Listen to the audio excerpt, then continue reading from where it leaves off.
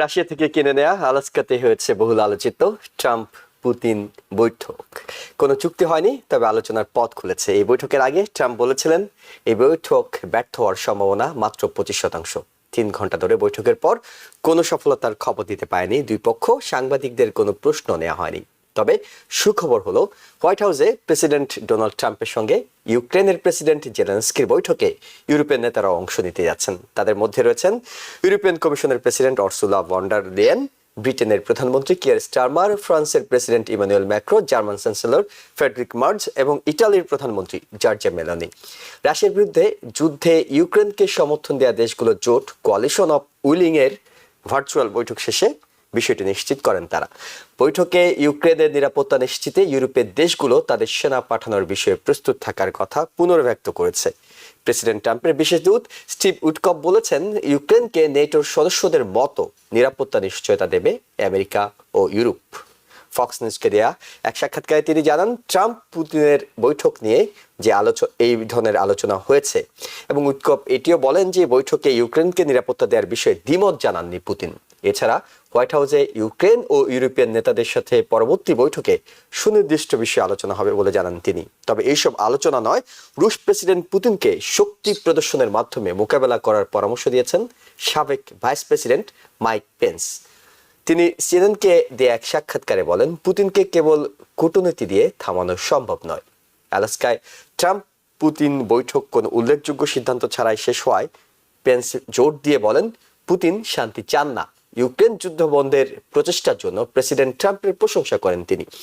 রাজনৈতিক দলগুলোর কয়েক দফা আলোচনার পর শেষ পর্যন্ত জুলাই সনদের খসড়া প্রস্তুত করে তাদের কাছে পাঠিয়েছে জাতীয় ঐক্যমত্য কমিশন। দলগুলোর মতামত নিয়ে আগামী সেপ্টেম্বরের প্রথম সপ্তাহের মধ্যে জুলাই সনদ ঘোষণার কথা বলছে কমিশন। জুলাই সনদ নিয়ে নানা আলোচনার পর এর বাস্তবায়ন নিয়ে বড় সংকট দেখা যাচ্ছে রাজনৈতিক দলগুলোর মধ্যে। জুলাই সনদ বাস্তবায়ন নিয়ে বিএনপির অবস্থান, আগামী নির্বাচনের মাধ্যমে সংসদ গঠিত হলে নির্বাচিত সংসদে জুলাই সনদ বাস্তবায়ন করবে। তবে ঠিক বিপরীত অবস্থান নিয়েছে জামায়াত ইসলামী, এনসিপি, ইসলামী আন্দোলন, গণ অধিকার পরিষদের মতো দলগুলো। তারা গণভোট, গণপরিষদ নির্বাচন কিংবা অধ্যাদেশের মাধ্যমে এই সনদ বাস্তবায়নের পক্ষে অনড় অবস্থানে রয়েছে। বিশ্বব্যাপী ঘটে চলা এইসব বিষয় নিয়ে আলোচনা করব টিভিএন 24 নিউজ নেটওয়ার্কের সাপ্তাহিক আয়োজন 7 দিনের বিশ্ব অনুষ্ঠানে। আপনাদের সবাইকে স্বাগত জানাচ্ছি। আমি ইহসান জুয়েল। আমাদের সাথে বিশেষজ্ঞ আলোচক হিসেবে আছেন কলাম লেখক ও প্রাবন্ধিক হাসান ফেরদৌস এবং ইউনিভার্সিটি অফ নর্থ ক্যারোলাইনার প্রফেসর ডক্টর নাকিবুর রহমান। আপনাদের দুজনকেই স্বাগত জানাচ্ছি। পুরো বিশ্বের চোখ ছিল আলাস্কার বৈঠকটির দিকে, অর্থাৎ ট্রাম্প এবং পুতিনের এই বৈঠক থেকে কি ফলাফল আসে সেটা অনেকে বিশ্লেষণ করছেন, এবং বৈঠক শেষে এখন বিশ্লেষণ চলছে যে আসলে কে জিতলেন, অর্থাৎ কার এজেন্ডা কে কতটুকু সফলতার সাথে শেষ করতে পারলেন। কারণ ট্রাম্প এবং পুতিনের বৈঠক হবে এবং সেখানে নানা নাটকীয়তা অনেকে আশা করেন, কিন্তু খুব বেশি নাটকীয়তা খুব দেখা গেল না। যেটি দেখা গেল যে এটিকে কার্যকর সফল বলে দাবি করছেন, কিন্তু কোনো চুক্তি হয়নি। এটি হাসান ফেরদৌস, অনেকে মনে করছেন যে এটি হতাশার নয়, এটি আসলে আশার জায়গা, এবং ইউক্রেনিয়ানরা স্বস্তির নিঃশ্বাস ফেলেছে যে কোনো চুক্তি হয়নি, তারা সেটি চাইছিল।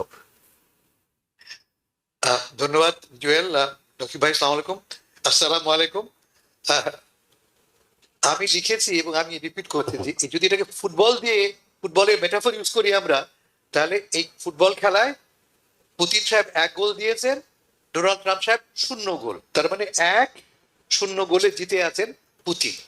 একথা আমি কেন বলছি, এই মিটিং হবার আগে ট্রাম্প সাহেব আমাদের কি বলেছিলেন যে যুদ্ধবিরতি হতে হবে, যুদ্ধবিরতি করবার জন্য তিনি যাচ্ছেন এই মিটিং এ, এবং যদি পুতিন রাজি না হয় প্রথম 2-3 মিনিটে তিনি বুঝে যাবেন পুতিনের অ্যাটিটিউড, এবং তিনি মিটিং ছেড়ে যাবেন।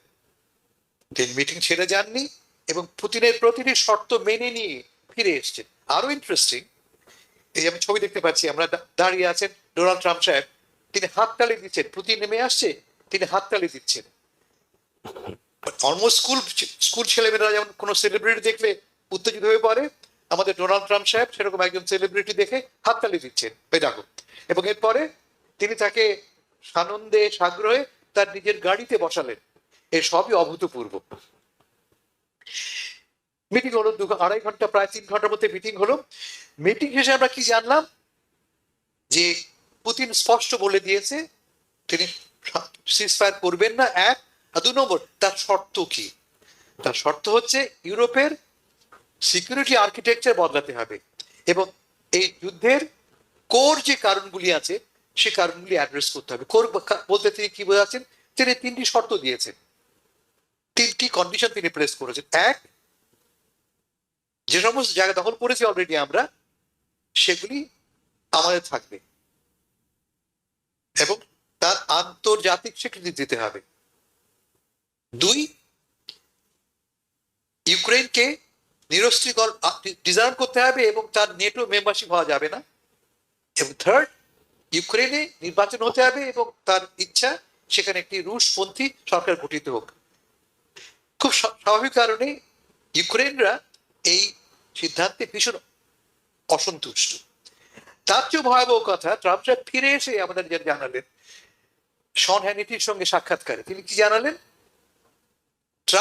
তিনি জানাচ্ছেন পুতিন তাকে জানিয়েছে তিনি শান্তি করবেন, তিনি শান্তি চুক্তি চান, পিস সিজফায়ার নয়, তিনি সরাসরি শান্তি চুক্তি করবেন এই শর্তে। শর্তটা কি? যে এলাকা আমরা দখল করেছি, আমরা দানিয়েৎস, লুহান্স এবং পূর্বের আরো কিছু আমরা দখল করেছি, আমরা সবটাই আমাদের নিয়ন্ত্রণে থাকবে। তার চেয়ে বড় কথা, যে সমস্ত এলাকা দখল করিনি আমরা, ডনবাসে যে সমস্ত এলাকা আমরা যখন করিনি এখনো, সেগুলো আমাকে দিতে হবে।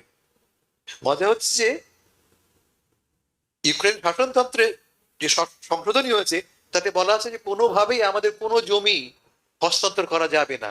মানে কনস্টিটিউশনালি জেলেনস্কির পক্ষে এই চুক্তি মেনে নেওয়া সম্ভবপর নয়।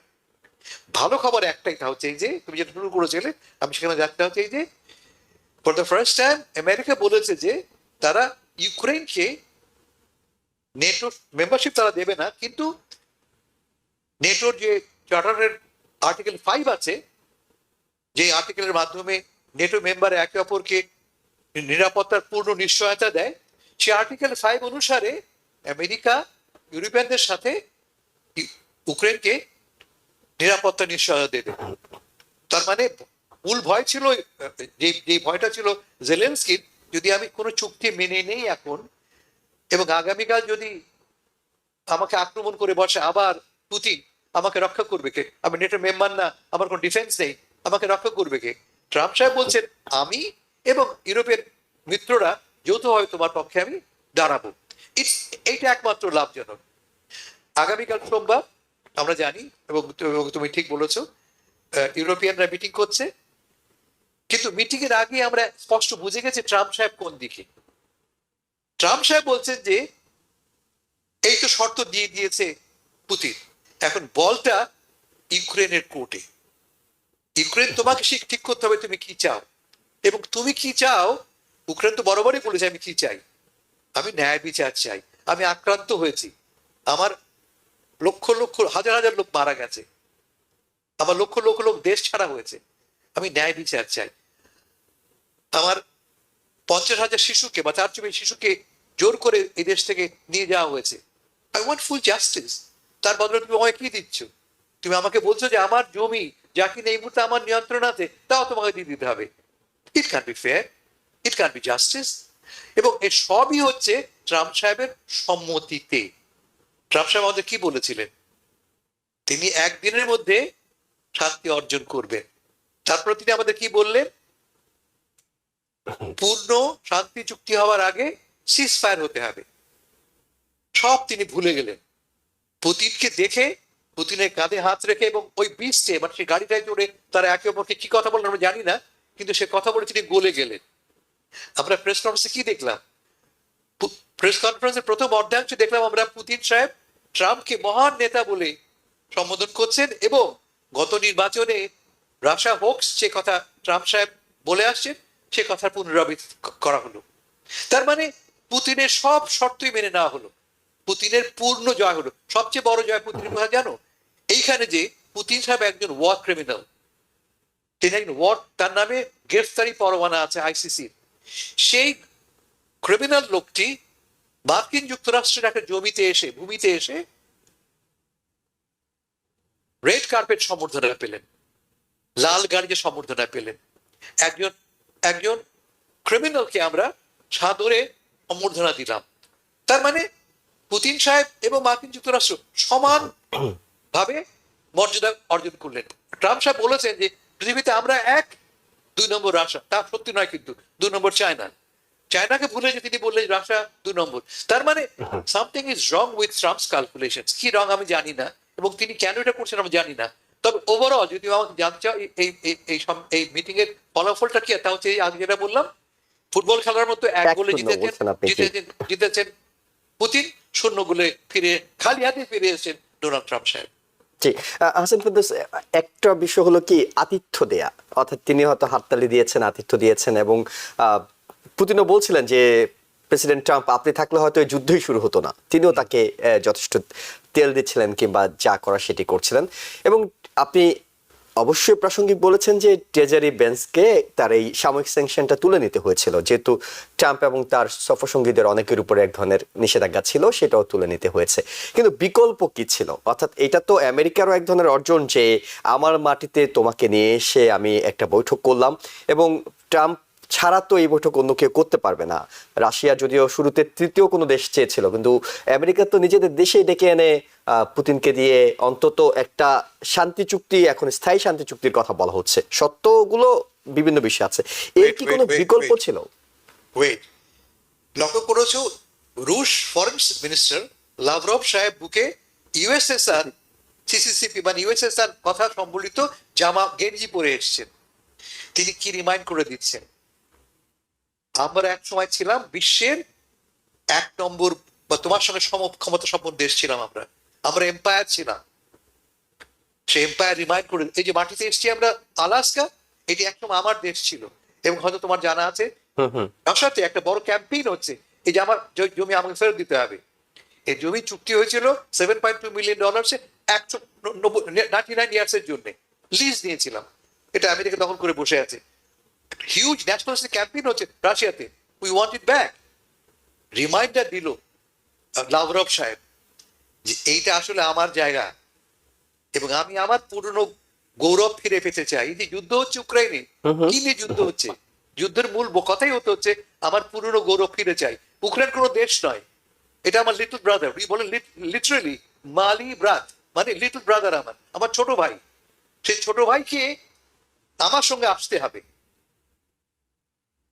ফলে এটা সমান সমান এক ক্ষমতা অর্জন করলেন বটে পুতিন, কিন্তু ঠকে গেলেন কে?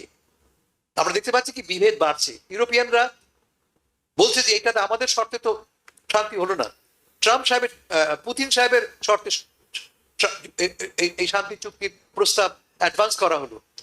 আমরা ফাইট করছি কি কি নিয়ে? আমরা এই গত 3 বছর ধরে যুদ্ধ করছি, এত লোক গেল, এত অর্থ খরচ হলো, কি নিয়ে? আমরা মনে করি রাশিয়া একটা থ্রেট আমাদের জন্য, আমাদের সবার কালেকটিভ নিরাপত্তার জন্য থ্রেট। আর তুমি সেখানে তাকে ভাই বলে গলা জড়াজড়ি করে রেড কার্পেট দিয়ে ডেকে নিয়ে এলে, এটা আমাদের গাড়ি চড় দেওয়া হলো। কেন আগামীকাল কেন এরা আসছে, 5 জন কেন আসছে মিটিং করতে ওয়াশিংটনে? তার মূল কারণ জেলেনস্কি একলা সামলাতে পারবে না। ইউরোপিয়ানরা বলছে যে এটা আমাদের স্বার্থে জড়িত আছে, আমাদের স্বার্থ আন্ডার থ্রেট পুতিনের কাছ থেকে, এবং তুমি আমেরিকা আমার স্বার্থকে প্রোটেক্ট করোনি। জি, প্রফেসর ডক্টর নাকিবুর রহমান, ঠিক এই প্রসঙ্গটি নিয়ে আপনার সাথে আলোচনা করতে চাই। আমরা দেখেছি এই বৈঠকের আগে, অর্থাৎ ইউরোপের লিডাররা জেলেনস্কি সহ তারা টেলিফোনে কথা বলেছিলেন প্রেসিডেন্ট ট্রাম্পের সঙ্গে, এবং তখনই আসলে প্রেসিডেন্ট ট্রাম্পকে কিছুটা নমনীয় যে এখানে আসলে কোনো চুক্তি হবে না, আমরা শুধু লিসেনিং সেশন থাকবে, এবং এটা দ্বিতীয় যে বৈঠক হবে সে বৈঠকে জেলেনস্কি থাকবেন, এইসব কথা বলতে শুনেছি। এবার তারা সশরীরে চলে আসছেন, অর্থাৎ তারা প্রেসিডেন্ট ট্রাম্পকে তাদের কন্ডিশনগুলো বোঝানোর চেষ্টা করবেন, তাদের স্বার্থের বিষয়গুলো বোঝানোর চেষ্টা করবেন, যেটি হাসান ফেরদৌসও বলছিলেন। আপনার কাছে কি মনে হয় প্রেসিডেন্ট ট্রাম্প তো আসলে পুরো বিষয়টিতে এখন পর্যন্ত যেটি মনে হলো যে তার কোনো প্রস্তুতি নেই, তিনি আসলে কি চান এই বিষয়টাতে সেটি তিনি স্পষ্ট করতে পারছেন না। এখন যদি ইউরোপিয়ান লিডারদের সঙ্গে এই বৈঠকটি অনুষ্ঠিত হয়, তারপর কি তিনি আবার, যেটি হাসান ফেরদৌস বলছিলেন, 1 গোল খেয়ে পিছিয়ে আছেন, তারপর কি তিনি চেষ্টা করবেন সেই গোলটা শোধ করার কোনোভাবে? খুব ইন্টারেস্টিং বিষয়, এবং বৈঠক হওয়ার পরেই এই সবগুলা রহস্যের কুল কিনারা পাওয়া যাবে বলে আমি মনে করি। হাসান ফেরদৌস ভাই খুব সুন্দরভাবেই বিষয়গুলো ব্যাখ্যা করলেন, এবং আমি সম্পূর্ণ একমত যে যদি এটা একটা, আমরা যদি সিরিজ ধরি, এই সিরিজে রাশিয়া এবং পুতিন 1-0 এগিয়ে আছে।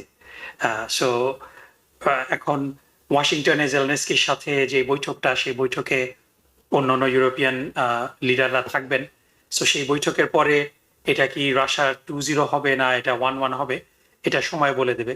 তবে আমি কয়েকটা সিম্বলিজমের কথা যদি সামনে আনি, যে আপনি আহ, দেখিয়েছেন ছবিতে যে একটা মানে ট্রাম্পের যেই সিম্বলিজম, তারপরে থিয়েট্রিক্স, এই বিষয়টা কিন্তু তিনি সবসময় সামনে রাখেন, যে সাবস্টেন্স কি হলো তার থেকে তার কাছে গুরুত্বপূর্ণ হলো আউটলুকস এবং থিয়েট্রিক্সটা। এবং সেই হিসাবে যদিও এটাকে বলা হচ্ছিল যে একটা শান্তি সমাবেশ, কিন্তু এখানে যুদ্ধের মহড়ার সিম্বলিজম গুলা কিন্তু খুব প্রমিনেন্ট ছিল। যে ট্রাম্প পুটিনের পিছনেই B-2 বোমারু বিমান কিন্তু আমরা দেখেছি, স্টেলেথ বোমারু বিমান, যেটা আমেরিকার একটা প্রাইড, যেটা দিয়ে ইরানের বাংকারে এবং বোমা। এটা নিয়ে রাশিয়া প্রতিক্রিয়া জানিয়েছে, নেতিবাচক জি। প্রতিক্রিয়া জানিয়েছে যে এটি তো কথা এবং ছিল না। এটার কোনো কারণ ছিল না, কিন্তু এটা সিম্পলি একটা ডিসপ্লে অফ পাওয়ার, যে আমার ক্ষমতা আছে। অন দ্য আদার হ্যান্ড আমরা রাশিয়াকেও দেখেছি মাসেল ফ্লেক্স করতে। লেবরভ সিসিসিপি গেঞ্জি পরে এসেছেন, এবং তারাও বেসিক্যালি একটা সিগন্যাল দিল যে আমরা আমাদের সেই পুরনো যেই গৌরব সেটা পুনরুদ্ধার করতে চাই। সো এখানে আমার যেটা আশঙ্কা, এবং যে কারণে ইউরোপিয়ান এই সমস্ত লিডাররা তারা জেলেনস্কির সাথে এই বৈঠকে আসার ইঙ্গিত দিয়েছেন এবং আসতে চাচ্ছেন এবং ইনসিস্ট করছেন, এটা কিন্তু অনেকটা সেলফ ইনভাইটেশনের মতো। জি, নিজেরাই আমি জানি না যে হোয়াইট যেছে হাউস, আমন্ত্রণ নেয়া যে আমি আসতে চাই হোয়াইট তোমার হাউস বাড়িতে। এই বিষয়টা নিয়ে কমফোর্টেবল কিনা এটা এখনো বোঝা যাচ্ছে না, বাট তারা কিন্তু মানে দে আর প্লেইং কুল। কিন্তু আমার কাছে যেটা মনে হয় যে সামথিং হ্যাপেন্ড সেই স্টেজিং, যখন পুটিন এবং ট্রাম্প বসেছিলেন, তাদের মধ্যে যে কথোপকথন হয়েছে, সো সেখানে এমন কিছু হয়তো ঘটেছে যেখানে পুটিনের, প্রেসিডেন্ট ভ্লাদিমির পুটিনের একটা বড় লেভারেজ সম্ভবত ট্রাম্পের উপরে আছে। এবং এখানে আমি সত্যিকার অর্থে ইউক্রেনবাসী এবং জেলেনস্কির জন্য আমার আমার খুব খারাপ লাগছে যে দেয়ার হ্যান্ডস আর টাইট, এবং ইউরোপিয়ান দেশগুলো হয়তো তাকে সহযোগিতা করার, মোরাল সাপোর্ট দেওয়ার চেষ্টা করবে, কিন্তু আমার ভয় হচ্ছে যে ইউক্রেন এমন একটা অসম কোট আন কোট শান্তি চুক্তিতে বাধ্য হবে যেখানে they would have to give up a lot, যেটা তারা দিতে চাচ্ছে না। অলরেডি একটা অংশ রাশিয়া দখল করে আছে, probably they want more land. তারপরে আরো যে শর্তগুলো জুড়ে দিচ্ছে যে ইউক্রেনকে বা ডিমিলিটারাইজ করতে হবে, অর্থাৎ ভবিষ্যতে পুরাটা ইউক্রেনও যদি দখল করে নিয়ে ফেলে রাশিয়া, তাদের মানে কোনো রেজিস্টেন্স থাকবে না। তারপরে নেটো মানে নেটোর সদস্য তারা হতে পারবে না, এটা ফরগন কনক্লুশন, এটা সবাই মোটামুটি মেনে নিয়েছে যে এটা আর হবে না। কিন্তু বাকি যেই দুইটা বিষয়, এবং তারপরে জেলেনস্কিকে পদত্যাগ করে একটা পাপেট গভর্নমেন্ট বসানো, সো এই তিনটা বিষয় নিয়ে ট্রাম্প আমার মনে হচ্ছে যে জেলেনস্কিকে রাজি করানোর জন্যই এই সামিটটা করছেন।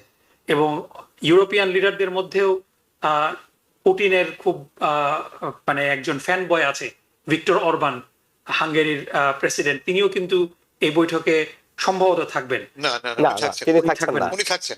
আচ্ছা আচ্ছা, that's a Sai of relief.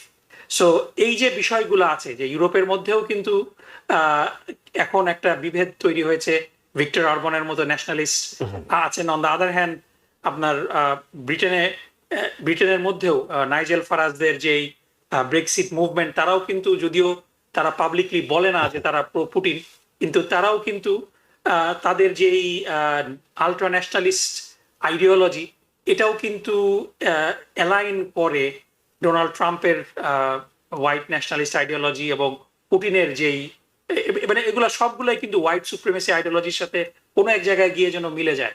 সুতরাং আমার কাছে খুব আশঙ্কা হচ্ছে যে এই বৈঠকে পুটিন এবং পুটিনের যে ডিম্যান্ড, এই ডিম্যান্ডটা ডোনাল্ড ট্রাম্প মেনে নিয়ে তিনি জেলেনস্কিকে রাজি করানোর মাধ্যমে একটা কোট আন কোট শান্তি সিজ ফায়ার হয়তো হবে, কিন্তু ইউক্রেনের ভবিষ্যৎটা সম্পূর্ণভাবে একটা হুমকির সম্মুখীন হয়ে পার্মানেন্টলি একটা কদর রাজ্যে হয়তো ইউক্রেন পরিণত হতে যেতে পারে। এবং এখানে মানে আনফর্চুনেটলি ইউরোপিয়ানরা খুব ক্ষুব্ধ হলেও, তারা ডোনাল্ড ট্রাম্পকে পুশব্যাক করলেও আলটিমেটলি তাদেরও কিন্তু করার খুব বেশি কিছু নেই। সো এই জায়গাটা খুব দুঃখজনক। এবং মানে আরো যেটা থিয়েট্রিক্সের যে বিষয়গুলো আছে, যে আমরা দেখছি যে নির্লজ্জভাবে হোয়াইট হাউসের সোশ্যাল মিডিয়া পেজ থেকে ডোনাল্ড ট্রাম্পের জন্য নোবেল প্রাইজের ক্যাম্পেইন যেভাবে করা হচ্ছে, আহ, মানে একেবারে ভিন্ন বিদেশি রাষ্ট্রগুলাকে চাপ প্রয়োগ করা হচ্ছে, এবং আহ, মানে আফ্রিকান দেশগুলা এটা শুরু করেছে, পাকিস্তান ডোনাল্ড ট্রাম্পকে ফর্মালি নমিনেট করে, এবং অন্যান্য দেশগুলো ট্রাম্পকে খুশি করার খুব ভালো একটা সুযোগ পেয়ে গিয়েছে, যে তার ট্রাম্পের সাথে দেখা হলেই তাকে নোবেল প্রাইজ দেওয়া হোক এই দাবি করার মাধ্যমে ট্রাম্পের কাছ থেকে অনেক কিছুই অনেকে আদায় করে নিচ্ছে, টেরিফ কমিয়ে নিচ্ছে। সো এই যে স্তুতি করা, তারপরে মানে আমরা একটা ভিন্ন ওয়ার্ল্ড অর্ডারের মধ্যে মনে হয় পড়ে যাচ্ছি, এটা খুবই দুঃখজনক। আমি ব্যক্তিগতভাবে আমি ডেফিনেটলি চাই যে পৃথিবীতে শান্তি আসুক, ইউক্রেনে আর যুদ্ধ না হোক, ইউক্রেনে আর কেউ মারা না যাক, কিন্তু আমি ইউক্রেনিয়ানদের ভবিষ্যৎটা খুব বেশি সুখকর বলে আমি মনে করতে পারছি না। আমি মনে করি যে এই এই চুক্তির মাধ্যমে, এই বৈঠকগুলা সামিটের মাধ্যমে ইউক্রেন একটা অসম চুক্তির মধ্যে পড়ে যেতে চাচ্ছে, যেটা তাদের ভবিষ্যৎকে হুমকির মধ্যে ফেলবে। জি, যদি আমি একটা টেকনিক্যালিটি বুঝিয়ে বলি sure. যে কেন সিজফায়ারটা জরুরি। সিজফায়ার মানে যুদ্ধ হচ্ছে, এখন যুদ্ধ বন্ধ করো, যুদ্ধ বন্ধ করে আসো কথা বলি। সেখানে পুতিন বলছে না, এবং ট্রাম্পও বলছেন হ্যাঁ, এখন আর কেউ যুদ্ধবিরতির কথা বলছেন না। তার মানেটা কি? শান্তি চুক্তি করতে হলে ইট tax weeks, months, perhaps even years. Right. আমাকে চুক্তি করতে হলে তো ওভারনাইট করতে পারবো না, বাট মিনওয়াইল যুদ্ধ চলতেই থাকবে, লোক মরতেই থাকবে। এবং যে কারণে ভূমিও আমরা দখল হতে বারবার থাকবে। বলেছি, যে অর্থাৎ- ট্রাম্প নিজেও বলেছেন যে যুদ্ধ, মানুষ মারা বন্ধ করতে হবে, stop the killing. Stop the killing এর একটাই তো পথ, যুদ্ধ বন্ধ করো, আসো কথা বলি। হুম। আর এখন পুতিন সাহেবের মাথা রাখতে হবে যে এই মুহূর্তে পুতিন সাহেব কেন যুদ্ধ করতে আগ্রহী। তার কারণ এই মুহূর্তে রাশিয়া ইজ উইনিং। রাশিয়া কিন্তু আগের এই লিটারালি ইমিডিয়েট 1 বছরের তুলনায় অনেক দ্রুত তারা অগ্রসর হচ্ছে। তারা ইনক্রিমেন্টালি অল্প অল্প করে কিন্তু অনেক দ্রুততায় তারা এগিয়ে অগ্রসর যাচ্ছে। হচ্ছে। অন্যদিকে দুর্বল হয়ে পড়েছে ইউক্রেন। সবচেয়ে বড় সিগনিফিকেন্ট ডেভেলপমেন্ট হচ্ছে যে ইউক্রেনের বড় অস্ত্র ছিল ড্রোনস, কিন্তু ড্রোন ওয়ারফেয়ারে রাশিয়া খুব দ্রুত সক্ষমতা অর্জন করেছে। তার কারণে রাশিয়াতে পয়সা বেশি, টেকনোলজিক্যাল নো হাউ তার কম নয়। ফলে দেখা যাচ্ছে যে রাশিয়ার ড্রোন আক্রমণে ইউক্রেন খুব খারাপ অবস্থায় ক্ষতিগ্রস্ত আছে। হচ্ছে, হ্যাঁ। এই অবস্থায় যুদ্ধটা বন্ধ হওয়াটা খুব জরুরি। যুদ্ধ বন্ধ হলেই আলোচনা হবে শান্তি নিয়ে, সে দাবি করছে ইউক্রেন। এবং এই সময়টা আপনি যেটা বলছিলেন, যদি বছর খানেক সময় লেগে যায় যে স্থায়ী শান্তি চুক্তির বিষয়ে, এই সময়টা তো ইউক্রেন রাশিয়া তারা হামলা বাড়ানোর পাশাপাশি ভূমি দখলটাও বাড়াতে থাকবে। এক্স্যাক্টলি, এবং যখন চুক্তি হবে, সে কথাই বলছি জেলেনস্কি যে আগে যুদ্ধ বন্ধ করো, শান্তি চুক্তি তো ডাউন দ্য রোড, অনেক দূরের কথা। কেমন কথা বলতে হবে, চুক্তি শর্ত, ইট মাইট টেক মান্থস। মিনওয়াইল আমরা মারা যাচ্ছি, মারা যাওয়াটা বন্ধ করো আগে। ওকে, প্রফেসর ডক্টর নাকিবুর রহমান, আপনার কাছে আরেকটি বিষয় জানি এটির পাশাপাশি, সেটা হলো প্রেসিডেন্ট ট্রাম্প তো এটি খুব পছন্দ করেন। হাসান ফেরদৌস ভাই যদিও বলছেন যে রাশিয়া তাদের পুরনো জায়গায় ফিরে এসেছে, কিন্তু তিনি দেখছেন যে তিনি পুতিনকে আনতে পেরেছেন, এখন ইউরোপের সব নেতারা ছুটে আসছে, সবাই তাকে কেন্দ্র করে, অর্থাৎ সূর্যকে কেন্দ্র করে আবর্তিত হোক, তিনি সূর্য হতে চান, পুরো পৃথিবীটা ঘুরুক, তিনি সেটি চান, এবং নোবেল পুরস্কারের বিষয়টি আপনি নিজেও বলছেন। কিন্তু এই বৈঠকটিতে শুধুমাত্র ইউক্রেন ইস্যুর বাইরেও, অর্থাৎ রাশিয়ার নিযুক্ত যে রাষ্ট্রদূত আছেন আমেরিকায়, তিনি বলছেন আরো দুটো বিষয় আলোচনা হয়েছে। সেটা হলো আমেরিকা যে বাইডেন প্রশাসনের সময় 6টি ডিপ্লোম্যাটিক অ্যাসেট রাশিয়ার জব্দ করেছে, সেগুলো ফেরত দিতে, এবং রাশিয়া এবং আমেরিকার মধ্যে সরাসরি বিমান চলাচল শুরু করতে, সেটিও বলছেন। অর্থাৎ নিজেদের বিষয়েও, অর্থাৎ ট্রাম্পের আসলে অর্জনটা কি, ট্রাম্প এটি থেকে কি অর্জন, কিংবা আমেরিকাবাসীর অর্জনটা কি হতে পারে বলে আপনার কাছে মনে হচ্ছে? মানে আমি তো আমেরিকাবাসীর কোনো অর্জন দেখছি না। সো ট্রাম্পের ডেফিনেটলি ব্যক্তিগত অর্জন অনেক কিছুই হচ্ছে, যে সবাই তাকে গুরুত্ব দিচ্ছে, মানে he is becoming the centre of attention, তিনি সেটা চান, এবং তিনি মনে করেন যে এই কাজটা যদি তিনি করতে পারেন, যদিও ইউক্রেনের জন্য এটা একটা অসম চুক্তি হবে, তিনি নোবেল প্রাইজ পাওয়ার দৌড়ে এগিয়ে যাবেন বলে তিনি মনে করেন। যদিও আমি ব্যক্তিগতভাবে মনে করি যে এটা হয়তো একটু কঠিন হবে। মানে I don't personally, মানে if I have to put money on whether Trump is winning the Nobel Prize, I will not do that.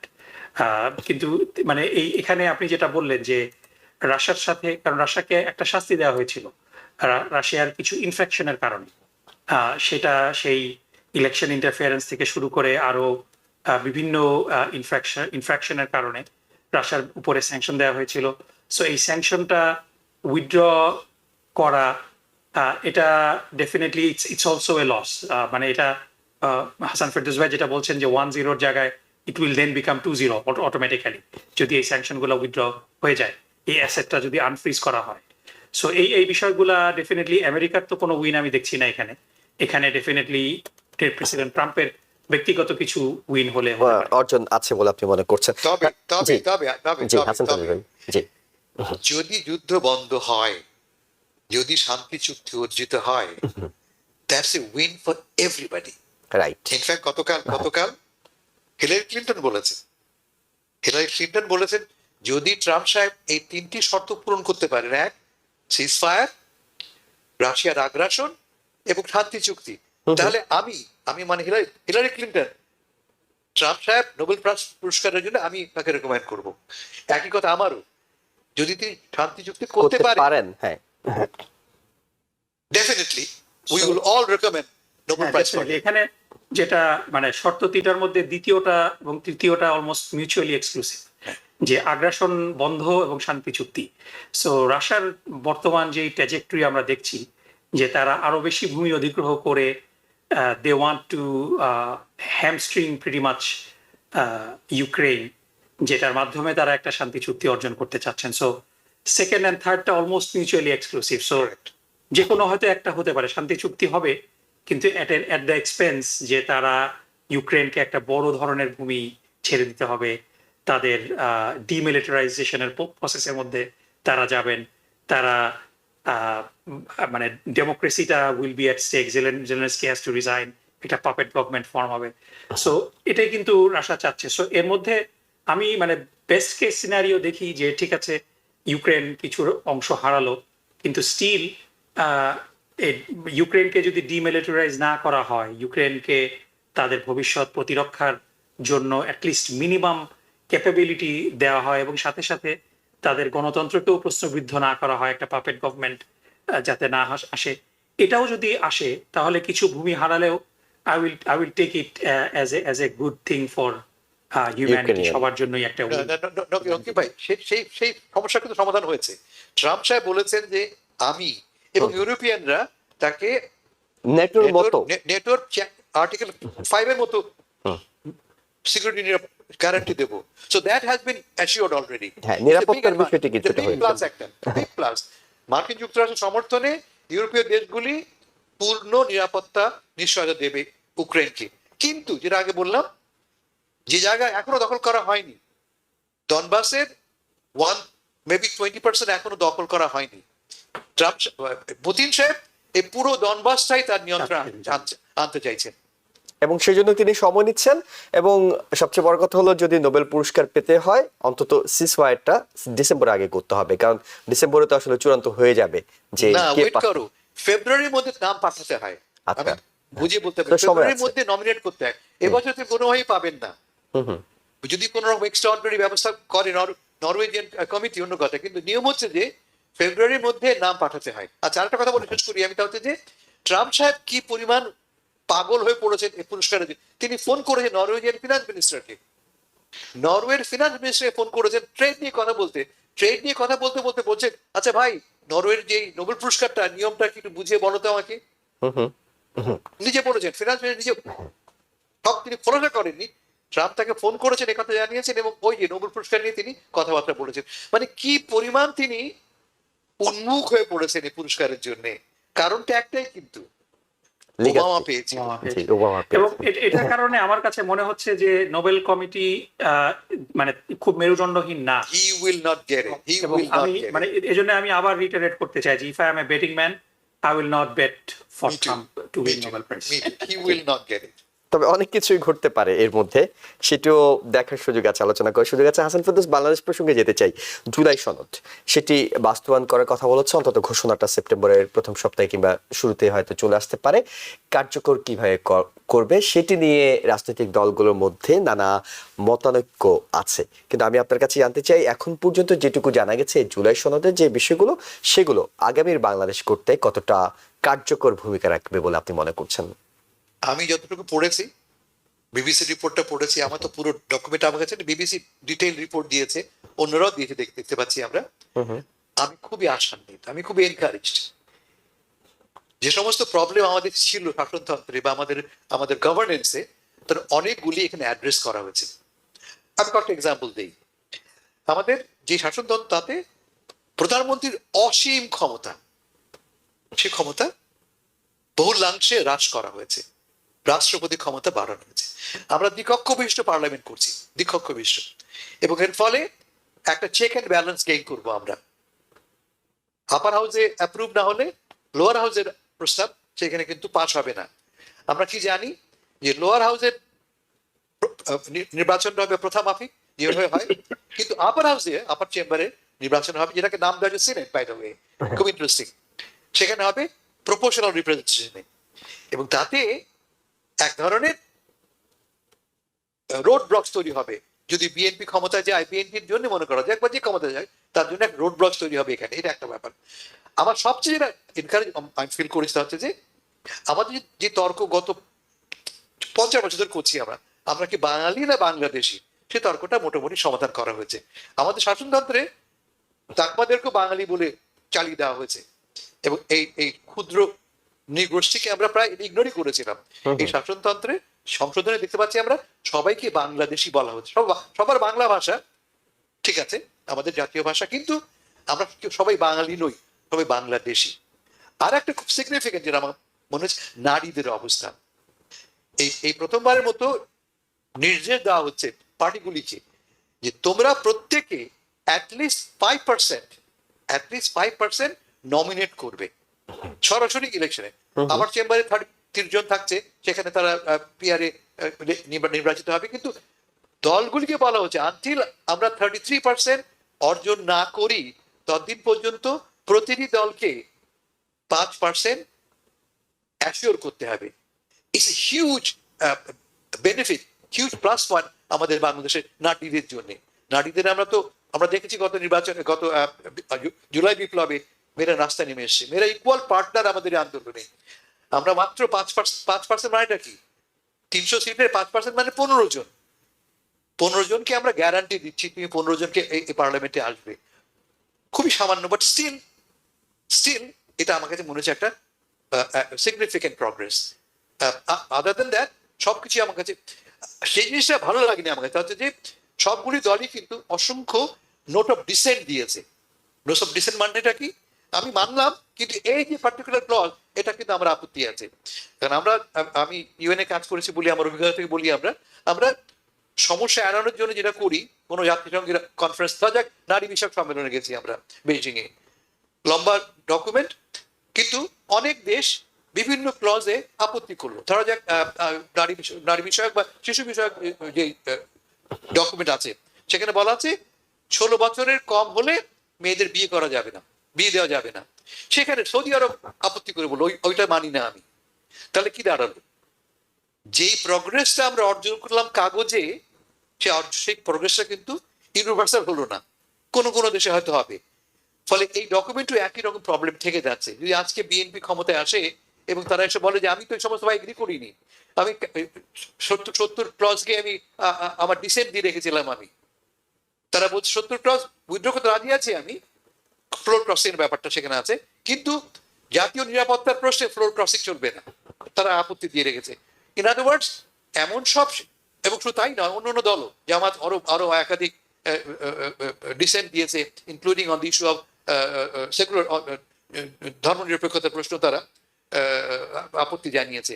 ফলে যদি সবাই এগ্রি না করি আমরা, তাহলে কিন্তু এই ডকুমেন্টের জোরটা, শক্তিটা অনেক কমে আসবে। ফলে আগামী আমাদের 20 তারিখ মধ্যে বলা হয়েছে অগাস্টে নাকি কবে মনে পড়ছে না, খুব আগামী কয়েক সপ্তাহের মধ্যে আমাদের সমাধানে পৌঁছতে হবে, যদি সত্যি সত্যি এই ডকুমেন্টটা একটা পাওয়ারফুল ডকুমেন্ট হয়। কিন্তু বটনের হচ্ছে যে আমরা একটা রোড ম্যাপ পাচ্ছি, কি পথে এগুলি আমরা আমাদের বেসিক প্রবলেমগুলি অ্যাড্রেস করতে পারি। জি, ডক্টর নকিবুর রহমান, আপনার কাছেও একটু শুনতে চাই, এই জুলাই সনদ যেটি নিয়ে তো অনেক আলোচনা হয়েছে, রাজনৈতিক দলগুলো যেটি হাসান ফেরদৌস বলছিলেন যে তারা বিভিন্ন বিষয়ে তাদের দ্বিমত জানিয়েছে, ঐক্যমত জানিয়েছে, এবং সবশেষ এটি দফায় দফায় কয়েক দফায় বৈঠক শেষে অনেকগুলো রাজনৈতিক দল, এটি নিয়েও অবশ্য বিতর্ক ছিল যে এতগুলো রাজনৈতিক দলের এত কথা শোনার দরকার ছিল কিনা, তারপরও শেষ পর্যন্ত এটি ঘোষণা হতে যাচ্ছে। এটি কতটা আগামী দিনের বাংলাদেশ গঠনে ভূমিকা রাখবে বলে আপনিও মনে করছেন? না, ডেফিনেটলি আমি খুবই আশাবাদী যে মানে এটাকে অনেকে, আপনি যেটা বললেন যে অনেকে এই ঐক্যমত কমিশনে অলমোস্ট প্রতিদিনই যেই বৈঠকগুলা হতো, মাঝে মাঝে এই বৈঠকগুলাতে কিছু আহ, টানাপোড়েন দেখা যেত, অনেকে মানবাভিমান করে ওয়াকআউটও করেছে, অনেকে একটু তিক্ত কথাও বলেছে, কিন্তু at the end of the day আমরা দেখেছি যে সবচেয়ে বড় যে অর্জনটা, আমি আমার ব্যক্তিগত জায়গা থেকে যেটা দেখি যে সোশ্যাল মিডিয়াতে কিংবা মাঠে ময়দানে অনেক মুখোমুখি অবস্থান, অনেক সংঘর্ষময় অবস্থানে কয়েকটা রাজনৈতিক দল থাকলেও তাদের শীর্ষ নেতৃবৃন্দের মধ্যে যেই কমরটারি তৈরি হয়েছে এই ঐক্যমত কমিশনে, this is a new beginning. বাংলাদেশের রাজনৈতিক কৃষ্টি কালচারে এটার অনুপস্থিতিটা খুবই ব্যাপক ছিল বিগত দিনগুলোতে, যেখানে একটা নতুন কালচার শুরু হয়েছে। এবং আমি আশা করি যে এই সহমর্মিতা এবং ডেফিনেটলি একে অপরের অনেক রাজনৈতিক মতবাদ থাকবে, ভিন্নমত থাকবে, এবং তাদের সেই ভিন্নমতের কথা তারা নির্ভয়ে বলবেন, এটাই স্বাভাবিক। কিন্তু at the end of the day নিজেদের মধ্যে বন্ধুত্ব, হাসি ঠাট্টা, এটা যেন চালু থাকে, that opening is very much required. এবং সেটা বলে আমি যদি দেখি যে কয়েকটা বিষয়ে একেবারে মোটামুটি সবাই একমত হয়েছেন যে কেয়ারটেকার সরকারের, তত্ত্বাবধায়ক সরকারের যে বিষয়টা আবার অন্তর্ভুক্ত হতে যাচ্ছে, এটা নিয়ে কারো মধ্যে কোনো ভিন্ন মত নেই। তারপরে প্রধানমন্ত্রীর ক্ষমতার মেয়াদ, তারপরে যদিও বিএনপি একটু ডিসেন্ট, নোট অফ ডিসেন্ট দিয়েছে যে রাষ্ট্রপতির ক্ষমতা ইনক্রিজ এবং ক্ষমতার ভারসাম্যের ব্যাপারে, বাট মোটা দাগে সবাই কিন্তু এগুলা নিয়ে একমত হচ্ছে। তারপরে যেই সংবিধানের যেই মূল ভিত্তি, সেই ব্যাপারে একটু নোট অফ ডিসেন্ট আছে কারো কারো, কিন্তু মোটা দাগে সবাই কিন্তু একমত হয়েছে। সো আমি যেটা মনে করি যে 100% সব বিষয়ে সবাই একমত হবে তা তো হলো না, সবাই সব বিষয়ে একমত হবে না, কিন্তু সব বিষয়ে যেই বিষয়গুলোতে একমত হয়েছে সেই বিষয়গুলোকে আমাদের ধারণ করা দরকার, এবং যে বিষয়গুলোতে এখনো একমত হয়নি সেই বিষয়গুলোকে কিভাবে আমরা ডিল করতে পারি এই বিষয়ে একটা রোড ম্যাপ থাকা দরকার। হ্যাঁ, নোট অফ ডিসেন্টের যে প্রবলেমটা হাসান ফেরদৌস ভাই বলেছেন যে যারা নোট অফ ডিসেন্ট দিয়েছেন তাদের জন্য নৈতিকভাবে এই কথা বলাটা ভবিষ্যতে যাবে যে আমরা তো এগ্রি করিনি। সো সেটা সেটেল করার জন্য একটা রেফারেন্ডাম হতে পারে, যেই এগ্রিড আপন ওয়াইডলি মেজরিটি এগ্রি করেছে যে বিষয়গুলা দিয়ে।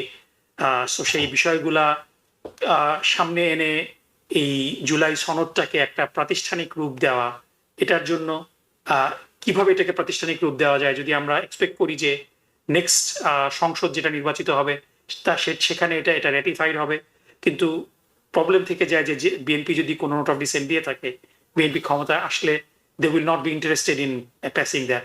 সো এটার জন্য একটা মিডল গ্রাউন্ডে আমরা আসতে পারি যে সংসদ নির্বাচন যখন হবে, আলাদা করে গণভোটের দরকার নেই, সংসদ নির্বাচন যখন হচ্ছে তখন একটা separate ballot can be on the election, যে এই জুলাই সনদের একটা ব্ল্যাঙ্কেট থাকতে পারে কিংবা ধারা ধারা ওয়াইজও থাকতে পারে, যে কোন ধারার ব্যাপারে বললে পরে এটা একটু কমপ্লিকেটেড হয়ে যায়, ব্ল্যাঙ্কেট হওয়াটাই ভালো। সো এগেন এই বিষয়গুলো নিয়েও কথা হতে পারে যে কিভাবে এটাকে একটা প্রাতিষ্ঠানিক রূপ দেওয়া যায়।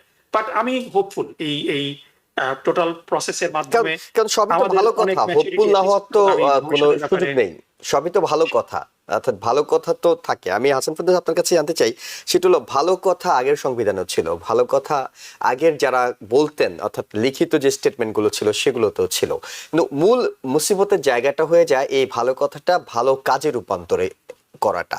এবং এই জুলাই সনদ যদি সাংবিধানিকভাবে এটি আসলে কতটা যে বাধ্য, এটি আসলে এমন একটা পর্যায়ে যে যারা পরবর্তীতে ক্ষমতা আসবেন তারা মানতে বাধ্য, সেটি কি হচ্ছে? যেহেতু এটা একটি আইনগত চরিত্র আছে, হুম। কেমন, এটা আইনগত স্বীকৃতি, শাসনতন্ত্রের অন্তর্ভুক্ত হচ্ছে এটা। হ্যাঁ। ফলে এটাকে যে কোনো দল, যে কোনো ইভেন ব্যক্তিও হুম। শাসনতান্ত্রিক বিধি হিসেবে কোর্টে চ্যালেঞ্জ করতে পারবে। আমেরিকায় মনে করা যাক, আমাদের ট্রাম্প সাহেব অনেক আইন ভঙ্গ করছেন, এবং আমরা কি করছি, আমরা কি দেখতে পাচ্ছি, তাকে আদালতে নেওয়া হচ্ছে। আইন ভঙ্গ করছেন, সঙ্গে সঙ্গে তার প্রতিবাদে কোনো দল বা কোনো ব্যক্তি কোনো কোনো ক্ষেত্রে কোনো কোনো সংগঠন তাকে আদালতে নিচ্ছেন, এবং আদালতে তিনি হেরে যাচ্ছেন। তার মানে দাঁড়াচ্ছে কি যে সবসময় এই আইনগত ভিত্তি যদি শক্ত হয়, তোমার লিগাল ফাউন্ডেশন যদি স্ট্রং হয়, সম্ভাবনা থাকে এই আইনগুলি বাস্তবায়িত হবার। এটা একটা ব্যাপার। কিন্তু সবচেয়ে বড় আশা কথা তোমায় বলি আমি, জুলাই আগস্ট ঘটনাটা খুব বড় ঘটনা। এই ঘটনায় কি পেয়েছি আমরা? একটা সম্পূর্ণ নতুন প্রজন্মকে পেয়েছি যারা রাজনীতির সঙ্গে এনগেজ হয়েছে। এরা কিন্তু হবে আমাদের অতন্দ্র প্রহরী। এরা ক্ষমতায় যাক বা না যাক, এরা কিন্তু সব সময় চেষ্টা করবে এই যে এগ্রিমেন্টটা করলাম আমরা, এই যে চুক্তি করলাম, সোশ্যাল কন্ট্রাক্ট করলাম আমরা, বিভিন্ন দল মিলে, তার জন্য প্রিজার্ভ হয়, তার জন্য ওয়েল রেসপেক্টেড হয়। বলে আমি এক্সট্রিমলি মানে এক বছর আগে যে জেনজিদেরকে আমরা দেখছিলাম কিংবা রাজপথে যাদেরকে দেখছিলাম এক বছর আগে এই নতুন প্রজন্মের নেতৃত্বে, এখনকার কর্মসূচিগুলোতে কিন্তু তাদেরকে আর দেখা যাচ্ছে না। আমি আমি এই দলের কথা বলছি না, এনসিপি একটা দল, আমি তাদের কথা বলছি না। আমি বলছি সেই জনগণের সেই অংশ যারা গত আন্দোলনে রক্ত দিয়েছে। এনসিপি একটা দল, এই দলের 5 জন নেতা দেখতে পাচ্ছি আমরা, কিন্তু যে বৃহত্তর তরুণ প্রজন্ম যারা অনেকেই একদিন পর্যন্ত পলিটিক্যাল ডিসএনগেজ ছিল, যারা এখন এনগেজ হয়েছে, they will not let it happen. তারা একটা, এটাকে বললাম, অতন্দ্র প্রহরীর মতো কাজ করবে যাতে করে অন্যান্য দলগুলি ইনক্লুডিং এনসিপি এই শর্তগুলি মেনে চলে। সেই জন্য আমি খুব হোপফুল। অর্থাৎ আমি একটু প্রফেসর ডক্টর নাকিবুর রহমান আপনার কাছে জানতে চাই, যদি এমন হয় বিএনপি যেটি চাইছে যে আগামী সংসদ নির্বাচনের পরে এটি কার্যকর করার বিষয়টি, তো তখন কি তারা চাইলে, তারা যেসব বিষয়ে নোট অফ ডিসেন্ট দিয়েছে, তারা কি চাইলে জুলাই সনদে সেই বিষয়গুলো পরিবর্তন করে ফেলার কোনো আশঙ্কা থাকে কিনা? না, সে আশঙ্কা তো ডেফিনেটলি থাকবেই। এই কারণেই হাসান ফেরদৌস ভাই যেটা বলছেন যে শাসনতন্ত্রের অন্তর্ভুক্ত যদি হয়ে যায়, তখন আপনি চাইলেও, আপনি সেটা করতে পছন্দ পারবেন না না। করলেও, তখন it's binding upon you. So এ কারণে আমাদের ওই জায়গা পর্যন্ত যাওয়াটা, দেরি করাটা আমাদের জন্য খুব প্রুডেন্ট হবে না। যে ভুলটা আমরা করেছি 90 সালের গণ আন্দোলনের পরে, 3 জোটের কিন্তু রূপরেখা was not included in the শাসনতন্ত্র, যার কারণে কিন্তু বিচার বিভাগ আজও পৃথক হয়নি। তত্ত্বাবধায়ক সরকারের জন্য আবার আন্দোলন করতে হয়েছে। সো ওই ভুলটা আমাদেরকে করা যাবে না। We have to make sure যে এই জুলাই সনদটা it is part of our শাসনতন্ত্র, এবং এটা করলে পরে, তা না হলে পরে আপনি যেটা বললেন যে জায়গাগুলোতে নোট অফ ডিসেন্ট দিয়েছে কোন দল, সে দল ক্ষমতায় গেলে they will have a moral আমি একটু সংক্ষেপে আপনার কাছে 30 সেকেন্ড শুনতে চাই যে আপনার এরকম কোনো আশঙ্কা আছে কিনা যদি পরে করা হয় নির্বাচনের? না, আশঙ্কা থেকেই অবশ্যই আছে। আমাদের দলটা চিনি আমরা, এইসব দলের ইতিহাস আমার জানা আছে, ফলে এরা ক্ষমতায় যে সব ভুলে যাবে। কিন্তু যেটা আমি বললাম, ভুলবো না আমরা ওদের ভুলতে দেব না। এটা হলো মূল ব্যাপার। ক্ষমতার আমার হাতে, কিন্তু এই যে পরিবর্তনটা ঘটছে, কেন ঘটছে? দলরা চাচ্ছে বলে না, দল তো কেউ চায় না। তুমি কি মনে করো বিএনপি চায় মাত্র 2 বার প্রধানমন্ত্রী হবে? তারা চাইবে অজন্মকাল আমার তারেক সাহেব ক্ষমতায় থাকুক। কিন্তু আমরা জনগণ বলছি যে না, তা হতে পারে না। ফলে আসল শক্তি হচ্ছে আমাদের পিপলস পাওয়ার। জি, অনেক ধন্যবাদ। অর্থাৎ আশাবাদের জায়গাগুলো বেঁচে থাকবে হয়তো সামনের দিনগুলো, তো যেটি আছে। আপনাদের দুজনকে অসংখ্য ধন্যবাদ, হাসান ফেরদৌস এবং প্রফেসর ডক্টর নাকিবুর রহমান, আপনাদের সময় এবং মতামতের জন্য। একই সঙ্গে দর্শক যারা দেখছিলেন সবাইকে ধন্যবাদ জানাচ্ছি। আগামী রোববার রাত 10টায় আবারও 7 দিনের বিশ্ব অনুষ্ঠান দেখার আমন্ত্রণ জানিয়ে শেষ করছি। ভালো থাকবেন। টিভিএন 24 টেলিভিশন দেখতে আজই কল করুন 7187776556। লগ ইন করুন www.totalcablebd.com। নিউ ইয়র্ক থেকে সম্প্রচারিত টিভিএন 24 টেলিভিশন বিশ্বজুড়ে বাঙালির কণ্ঠস্বর।